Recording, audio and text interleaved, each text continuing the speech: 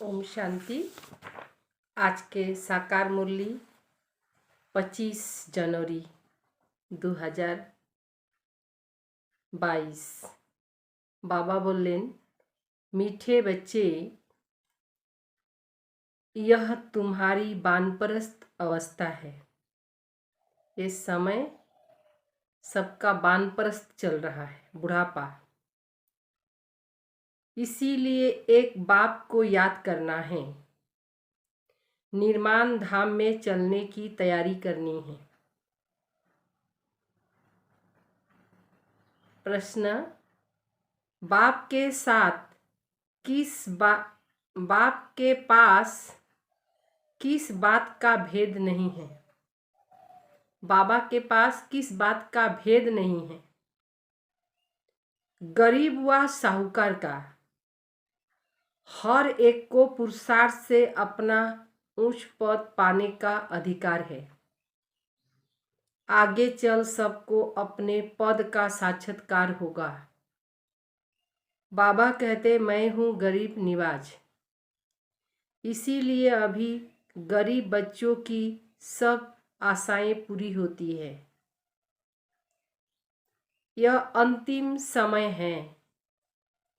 किसी की दबी रहेगी धूल में, किसी की चोर लूटेगा और किसी की आग लगेगी। जो बाप के इंश्योर करते उसका सफल हो जाता है। गीत, आखिर वह दिन आया आज। ओम शांति। कौन सा दिन जिसको भक्ति में हम इंतजार कर रहे थे कि भगवान किसी न किसी रूप में आएगा। ओम शांति। इसका अर्थ तो बिल्कुल सिंपल है। हर एक बात सेकंड में समझने की है। सेकंड में बाप से वर्षा लेना है। बच्चे जानते हैं कि बेहद का बाप आ गया है। बेहद का बाप आ गया है, परंतु यह निश्चय भी कोई कोई को स्थायी बैठता नहीं।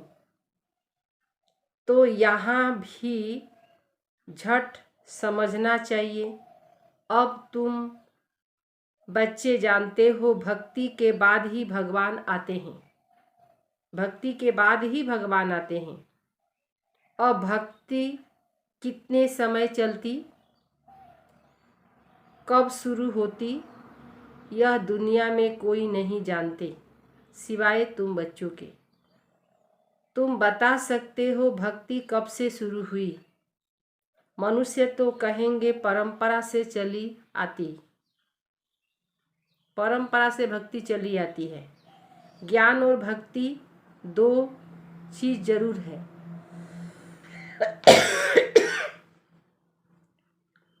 कहते हैं यह अनादि चलती आती है, परंतु मनुष्य गपोड़े लगाते रहते हैं। कभी कहते इतने वर्ष हुए, कभी कहते इतने वर्ष। बाप आकर सब सिद्ध कर बताते हैं। शास्त्र आदि पढ़ने से कोई बाप की प्राप्ति तो नहीं होगी। बाप की प्राप्ति तो सेकंड में होती है। सेकंड में जीवन मुक्ति।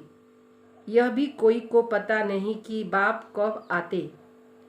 कलप की आयु लंबी कर दी है। अब बाप 10-20 वर्ष में भी पूरा निश्चय नहीं हुआ। अब तुम किसी को परिचय देते हो, सेकंड में निश्चय होता है।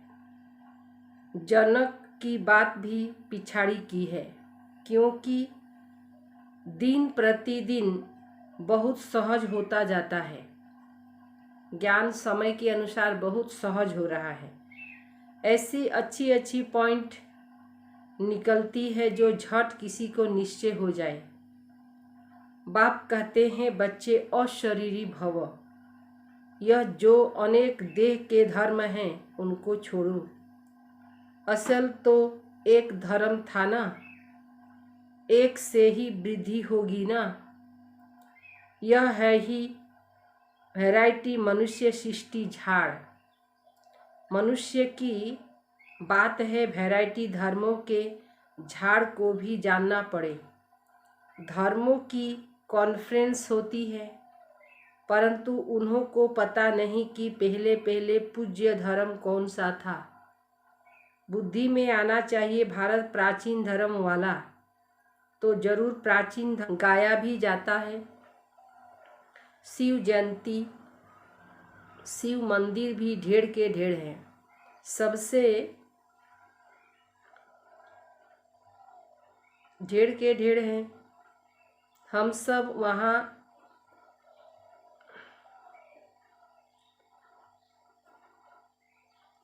मंदिर में रहने का स्थान है। मंदिर भी ढेर के ढेर है, तो सबसे बड़े ते बड़ा मंदिर बाप का है, निर्माण धाम, जहाँ हम आत्माएं भी बाप के साथ रहती है।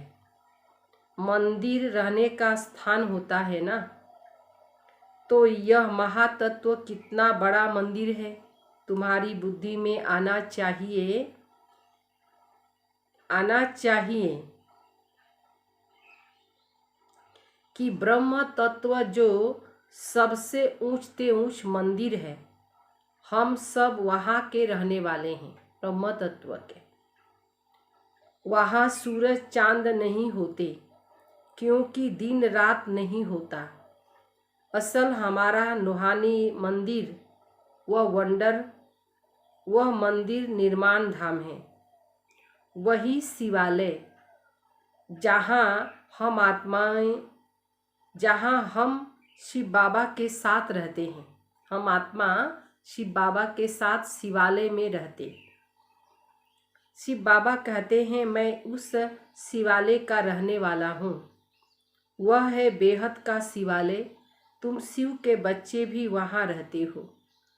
वह है इनकॉर्पोरियल शिवालय, यह फिर कॉर्पोरियल में आते, वह है निराकारी शिवालय, और हम यहाँ आते हैं साकार शिवालय में।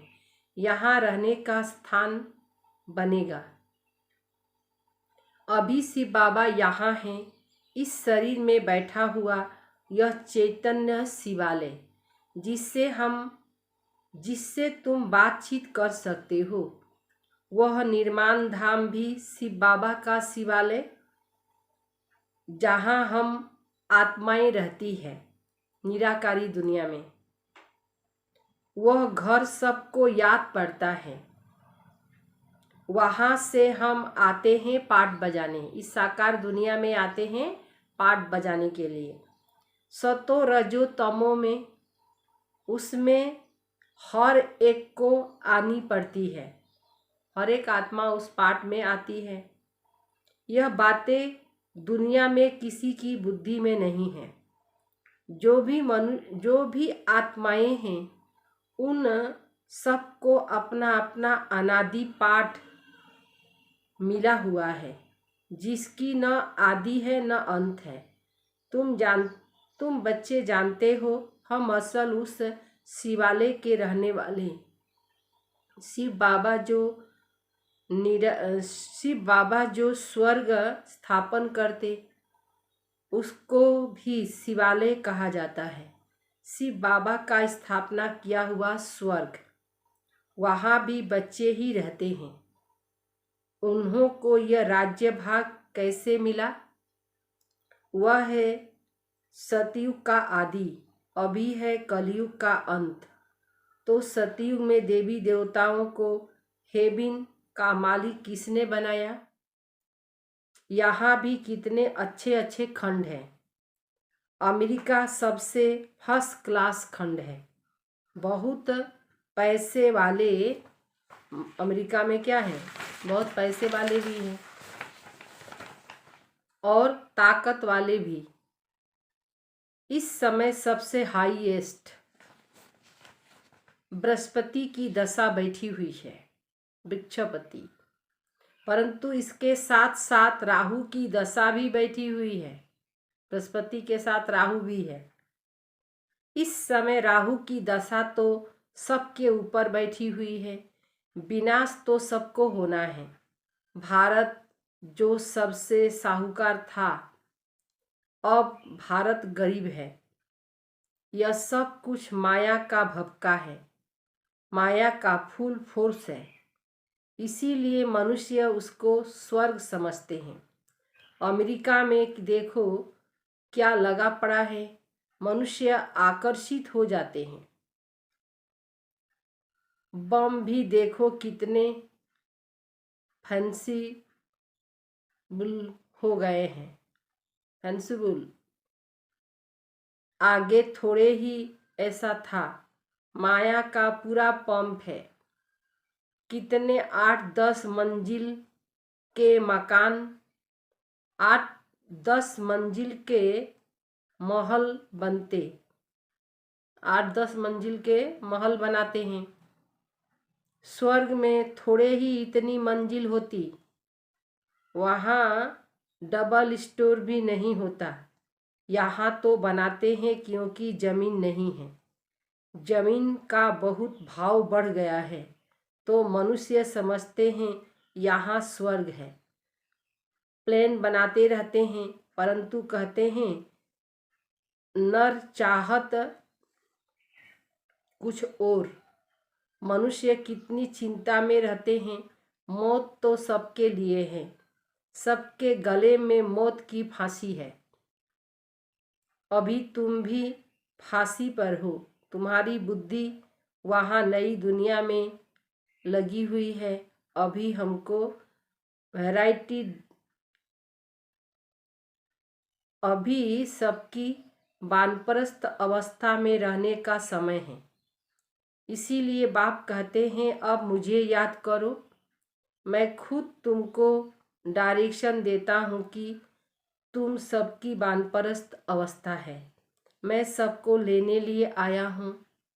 मच्छरों सदस्य सबको, मैं मच्छरों सदस्य तुम सबको जाना पड़ेगा। 84 जन्म का चक्र पूरा हुआ। अब मुझे जीते जी याद करो। हम जीते जी स्वर्ग में जाने के लिए तैयार बैठे हैं, और कोई भी स्वर्ग में जाने के लिए तैयारी नहीं करते। अगर स्वर्ग में जाने की खुशी है तो फिर बीमारी में दवाई आदि भी न करें। यदि स्वर्गे जावारी खुशी, यदि मारा गेले तो स्वर्गे चले जावे तो ट्रिटमेंट करतो ना। ट्रिटमेंट करे कत किछु करे, लास्ट पर्यंत चेष्टा करे एक दिन ने बाँचार जन्य ना। तो स्वर्गे जावार आसे तो दुख करा तो किछु नहीं। तखन तो ट्रिटमेंट बंद करे खुशीतेई मानुष विदाई दिए दे। तुम जानते हो वह स्वर्ग में तो जाते नहीं।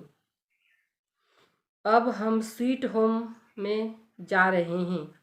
वह है गॉड फादर का होम, अर्थात रूहानी शिवालय। फिर सतयुग को जिस्मानी शिवालय कहा जाता है। उस स्वर्ग में जाने के लिए हम पुरुषार्थ कर रहे हैं। बाबा ने समझाया ब्रह्मा का दिन और ब्रह्मा की रात मशहूर है। जब रात पूरी होती तो मैं आता हूँ। लक्ष्मी नारायण का दिन और रात नहीं कहेंगे, भल वही, परंतु ब्रह्मा को दिन और रात का ज्ञान है। वहाँ लक्ष्मी नारायण को यह ज्ञान नहीं रहता। ब्रह्मा का दिन और ब्राह्मण ब्राह्मणियाँ समझते कि शिव की रात्रि कब होती। दुनिया में इन सब को जानते नहीं। शिव है निराकार। वह कैसे आए यह भी पूछना पड़े ना। शिव जयंती पर तुम बहुत सर्विस कर सकते हो। राजधानी स्थापन हो रही है। अब बहुत बड़ा झाड़, और इस झाड़ को तूफान आते हैं, और झाड़ को कितने तूफान, और झाड़ों को इतने तूफान नहीं आते। इसमें तो एक ही पिछाड़ी ओर सब आते जाते हैं। यहाँ तुम्हारा नया झाड़ है। माया के तूफान भी सामने खड़े हैं और कोई को तूफान का सामना नहीं करना पड़ता। यहाँ धर्म की स्थापना में माया के तूफान आते हैं। बहुत ऊंची मंजिल है। विश्व का बादशाह बनना कोई नई बात नहीं है। अनेक बार तुमने इस तूफान से पार होकर अपना राज्य भाग लिया। जो जिस रीति धारणा करते उसका साक्षात्कार होता जाता। जितना आगे चलेंगे तुमको साक्षात्कार होगा कि यह कौन सा पद पाएंगे। मालूम तो पड़ता है ना कि यह है कैसे पुरुषार्थ करते गरीब अथवा साहूकार की बात है। गीत भी सुना कि आखिर वह दिन आया। गरीब निवाज बाबा आया है। बाबा कहते मुझे कोई साहूकार को धन नहीं देना है। वह तो है ही साहूकार। उन्हों के लिए तो स्वर्ग यहाँ है। करोड़पति है। आगे करोड़पति कोई मुश्किल होता था। अभी तो करोड़ों मनुष्य के पास दीवारों में छिपा पड़ा है। अभी तो करोड़ों मनुष्य के पास दीवारों में छिपा पड़ा है, परंतु यह कोई को काम आने वाला नहीं है। पेट कोई ज़्यादा नहीं खाता। ठगी से पैसे इकट्ठे करने वाले को नींद नहीं आती होगी। पता नहीं कहाँ गवर्नमेंट छापा न मारे। बाप कहते याद रखना यह अंतिम समय है। अब किसी की दबी रहेगी धूल में, किसी की चोर लूटेगा। सफल होगी पाई जो खर्चा, जो नाम धनी के। धनी तो अब स्वर्ग का मालिक बनाते। अब तुम बाप के पास अपने को ईश्वर करते हो। मौत तो होगी साई जो खर्च धनी के। धनी तो अब स्वर्ग के मालिक बनाते। अब तुम बाप के पास अपने को ईश्वर करो। मौत तो सामने खड़ा है। सब आशाएं तुम्हारी अब पूरी होती है। बाप गरीबों को उठाते हैं। साहूकारों का 1000, गरीब का 1 रुपया। एक सामान अक्सर करके गरीब ही आते हैं। किसी का 100 पगार, किसी का 150। दुनिया में मनुष्य के पास तो करोड़ों है। उन्हों के लिए तो यह स्वर्ग है। वह कभी नहीं आएंगे। न बाबा को कदर है। बाबा कहेंगे तुम भल अपने मकान आदि बनाओ, सेंटर खोलो, हम पैसा क्या करेंगे। सन्यासी लोग बहुत फ्लैट आदि बनाते हैं। उनके पास बहुत मिल्कियत रहती है। यह रथ भी अनुभवी है। अब मैं आया हूँ गरीबों को साहूकार बनाने, तो अब हिम्मत करो।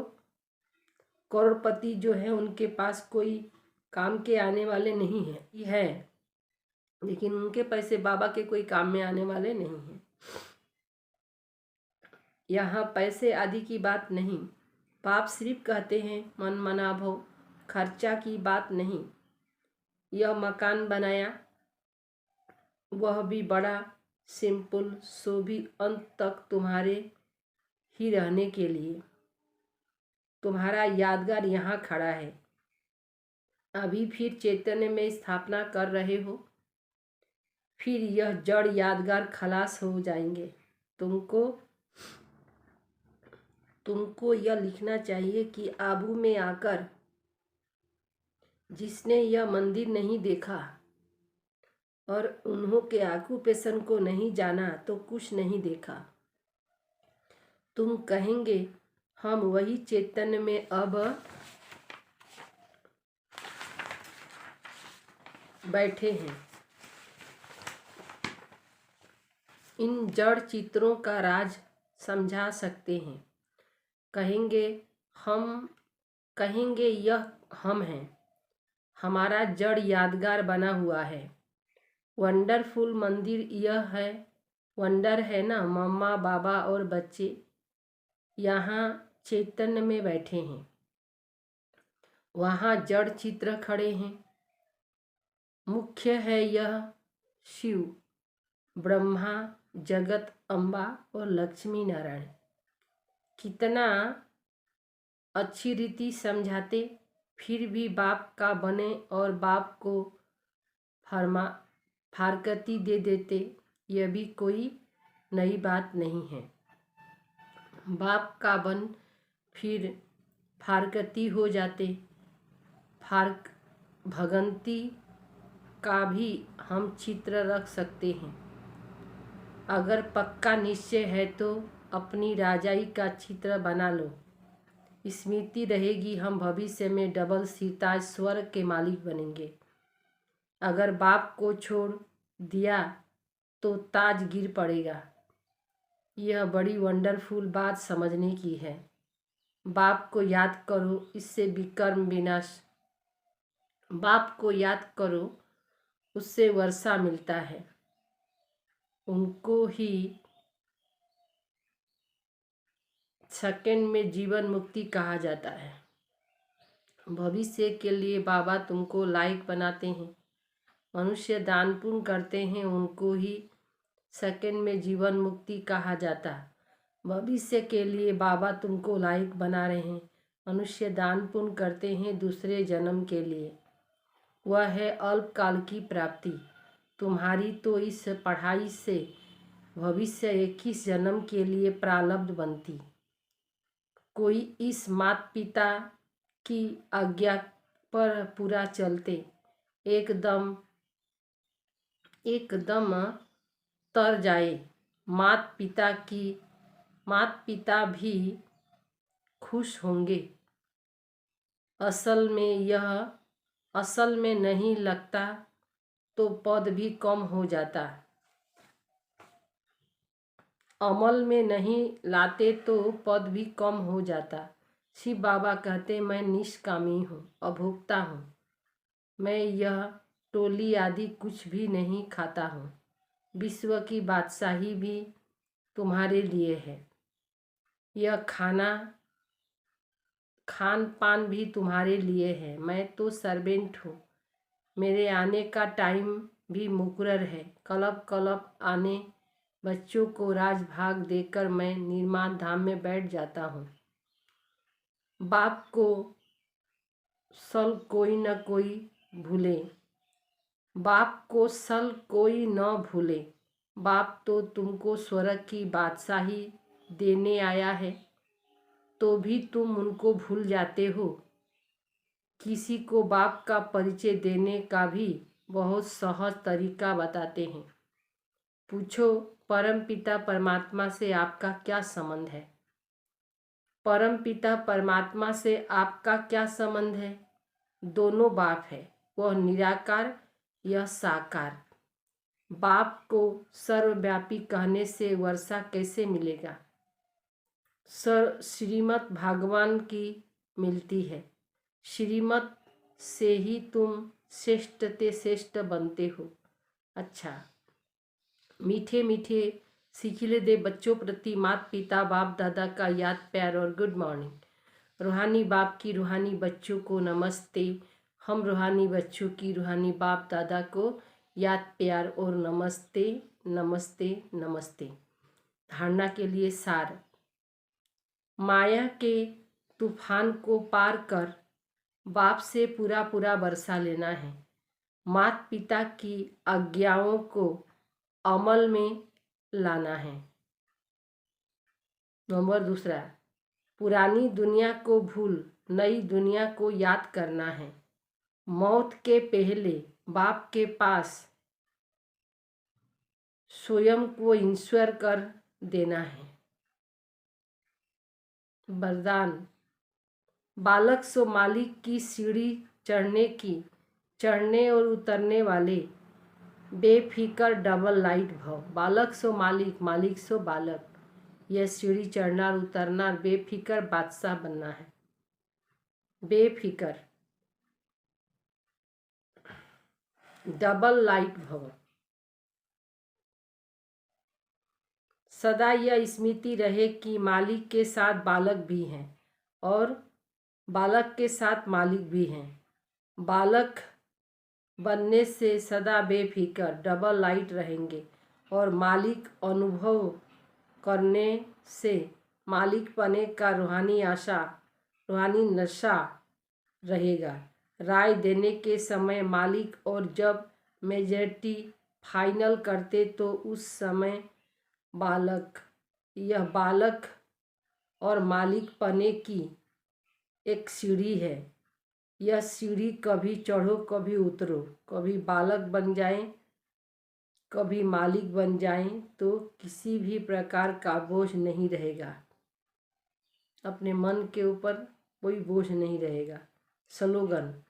जो पुरुषोत्तम आत्मा समझ रथ शरीर द्वारा कर्म करते हैं वही सच्चे पुरुषार्थी हैं। जो पुरुषोत्तम आत्मा समझते हैं अपने को पुरुषोत्तम, पुरुषों में उत्तम और मर्यादा पुरुषोत्तम आत्मा अनुभव करते हैं।